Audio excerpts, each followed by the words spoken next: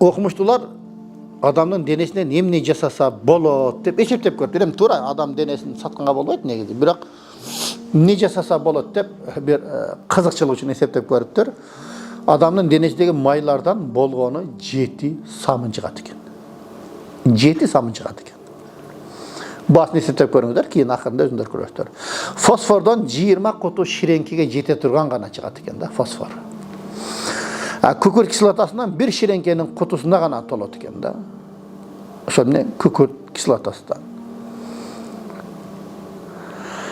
Темирден bir мык чыгат экен. Магнийден bir таблетка чыгат экен. Эми эсептеп көрүңүздөр, мунун баарын жыйнап келгенде бир 500 сом деле болбойт да. Эми 500 сом эмес, 5 тыйынга эч ким албайт адам өлгөндөн кийин, адам денесин. Көрбөйсүздөр мына туугандар. Ошондуктан Аллах Таала ölüm менен өмүрдү бердим, сынаш үчүн дейт. Сыноо жашоодо биз аракет кылып жакшы иштерди кылганга аракет кылалы.